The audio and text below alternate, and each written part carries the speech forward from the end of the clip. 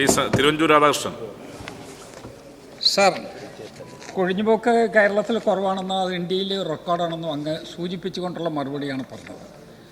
Sir, 19/6/2024 Shrimati K രമയുടെ ഒരു ചോദ്യത്തിന് ഉത്തരമായിട്ട് അങ്ങ് കൊടുത്തിരിക്കുന്ന മറുപടി, സാർ, ഗ്രാമീണ മേഖല, ആദിവാസി പിന്നോക്ക മേഖല അത് തിരിച്ചുള്ള കൊഴിഞ്ഞുപോക്കിൻ്റെ കണക്കേ എടുത്തിട്ടില്ലെന്നാണ്.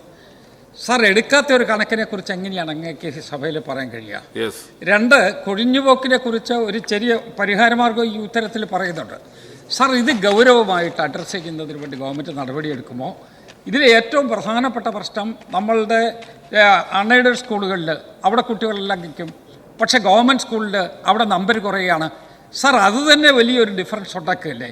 അതുകൊണ്ട് ഗൗരവതരമായി ഇത് ആലോചിച്ച് ഇതിന് പരിഹാരമുണ്ടാക്കുന്നതിനുള്ള നടപടിയെടുക്കും. സാർ, ഗവൺമെൻറ് മേഖലയിലും എയ്ഡഡ് മേഖലയിലും കുട്ടികളുടെ കുറവില്ല.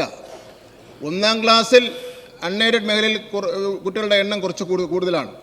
മറ്റ് 2ാം ക്ലാസ് മുതൽ 10ാം ക്ലാസ് വരെ നമ്മുടെ ഗവൺമെൻറ് മേഖലയിലും എയ്ഡഡ് മേഖലയിലാണ് കുട്ടികളുടെ എണ്ണം കൂടുതൽ. അപ്പോൾ അതുകൊണ്ട് അതിനെ സംബന്ധിച്ച് ഉത്കണ്ഠപ്പെടേണ്ട കാര്യമില്ല. അങ്ങ് ചോദിച്ച മറ്റൊരു ചോദ്യം, ഈ ഇതുവരെ സാർ എന്താ കണക്കില്ല എന്നുള്ളത്. സാർ, എടുക്കാത്ത കണക്കാണ് എൻ്റെ ശ്രദ്ധയിൽപ്പെട്ടില്ല സാർ, ഞാനത് പരിശോധിക്കാം.